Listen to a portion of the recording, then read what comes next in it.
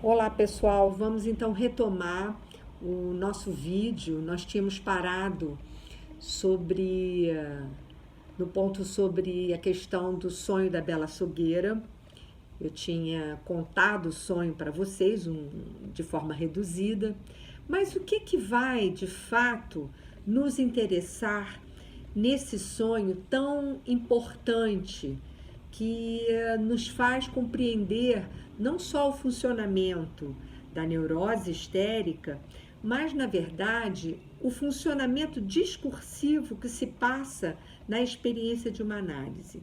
Num dos vídeos mais antigos, onde eu falava sobre histeria, eu tinha feito a distinção entre neurose histérica e a histeria como discurso, como um dos 4 discursos propostos por Lacan. Ele vai falar no seminário os 4 discursos, justamente, sobre o discurso histérico, o discurso do mestre, né, que dá origem, de alguma maneira, ao entendimento do que está em jogo no discurso histérico, o discurso universitário e o discurso do analista, né? O que vai nos interessar em todo esse arcabouço da transferência, onde as formações do inconsciente vão ocupar um lugar tão especial, tão importante? É preciso que a gente relembre um pouco os estudos de Lacan em cima das aulas do linguista Saussure, quando ele privilegia, na fórmula de Saussure, ele privilegia o significante sobre o significado. O que eu quero dizer com isso? É dizer que, na verdade, o significante é ele quem vai engendrar o significado, e não o contrário. E dizer isso implica em entender que o significado se distingue do referente que lhe dá origem, né? Que é exatamente o real, são as coisas no mundo, né? O referente, enquanto real, é distinto do que é significado a todo e qualquer sujeito quando ele se dá conta daquilo que lhe concerne no seu discurso. 2 operações fundamentais vão presidir, né, o engendramento do significado. São essas operações, a operação metáfora e a operação metonímica, sendo que Freud não chama, como Saussure, de metáfora e metonímia. Ele vai se referir ao condensação e deslocamento que está presente muito especificamente no sonho. E o sonho da Bela Sogueira nos exemplifica o que é esse deslizamento significante e o que é esse que tem a ver com desejo, o que desliza, o que passa sobre o sentido do sonho é, na verdade, o desejo. É aquilo que diz respeito à fantasia inconsciente. Entretanto, o que ocupa valor metafórico, vocês lembram que eu tinha me referido ao caviar como aquilo que não aparece no sonho e o que comparece como uma metáfora do caviar que está escondido no sonho e que tem a ver com o desejo da Bela Sogueira, é justamente o tal do pedaço de salmão que é atribuído, né, ao manifesto do sonho na vontade contrariada dessa paciente de Freud de dar um jantar. E aí ela desafia Freud a propósito do que ela tinha lido na interpretação dos sonhos, que todo sonho seria a realização de um desejo.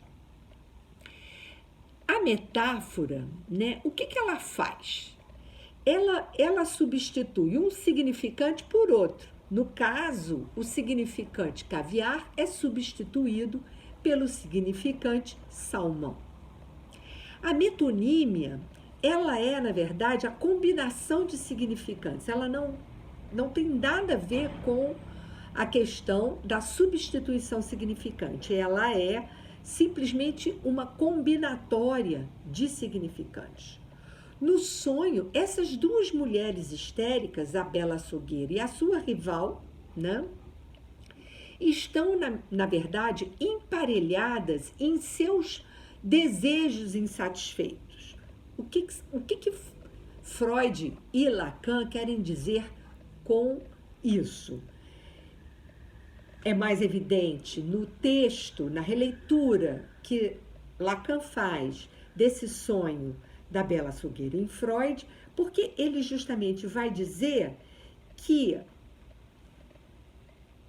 a Bela Açougueira, ela faz uma suposição de que seu marido desejava a sua amiga.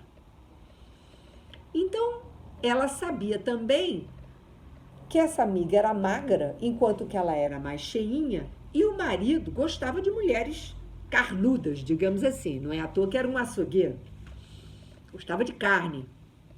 Entretanto, ela percebe um certo jogo de sedução do seu marido com a amiga e da sua amiga com o seu marido. Então, na cabeça dela, havia ali um risco iminente e, ao mesmo tempo, né, ela coloca essa amiga numa posição curiosa no sonho, porque ela vai dar o jantar, onde ela vai convidar essa amiga, mas ela sabe que a amiga gosta de caviar. Entretanto, ela só tem um pedaço de salmão. Então, ela induz, de certo modo, a insatisfação do lado da amiga, né? Então, o que interessa aí é o que provoca o desejo deste homem junto a essa mulher magra que, para a Bela Açougueira, contrariava aquilo que ela sabia do desejo do marido. Então, no final das contas, afinal de contas, o que ele deseja nela? Mas o que ela não pergunta para ela mesma é quem nela deseja, né? E essa é toda a problemática do desejo. A metáfora, ela é, então, aquilo que faz passar nesse deslizamento do desejo o próprio sujeito, né? O sujeito inconsciente. Portanto, a razão inconsciente que leva um determinado sujeito, no caso, as histéricas, a se colocarem na posição insatisfeita. Vejam bem, ter um desejo insatisfeito é diferente de ter um desejo de um desejo insatisfeito. São coisas diferentes, né? Então, o que a gente precisa entender é que esse privilégio do significante em relação ao significado estabelece, na verdade, dois patamares por onde um discurso se engendra. O patamar, né, da série significante, que é um significante remetendo a outro significante incessantemente, na cadeia significante, né, que compõe, portanto, a lógica do sentido, né, e o patamar do significado, que se divide em dois elementos fundamentais: a significação e o sentido. A psicanálise, é bom que se diga, é uma prática onde o único sentido que vai nos interessar de fato é o sentido do desejo. Nada mais interessa além do sentido do desejo.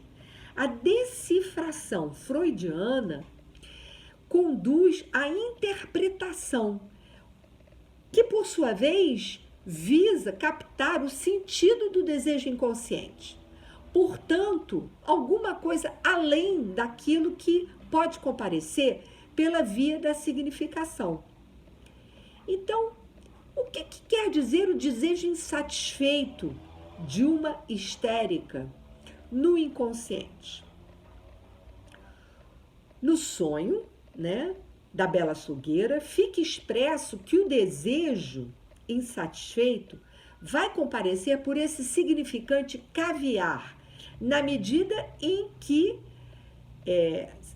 o caviar simboliza o desejo enquanto algo que lhe é inalcançável. Bem entendido, se a metáfora é, na verdade, um sentido positivo que caminha sempre no engendramento de sentido, um significante que vai resvalando para outro significante, isso nos faz entender que o sujeito passa a ir, né, no sentido do seu desejo, sempre escorregando sob aquilo que se quer dizer. Então, ao se dizer alguma coisa, o que seria, na verdade, o sentido do desejo é sempre inalcançável. E nesse sentido, o desejo é sempre insatisfeito. Entretanto, a gente vai ver em outras apresentações da histeria, vamos trabalhar depois o caso Dora novamente.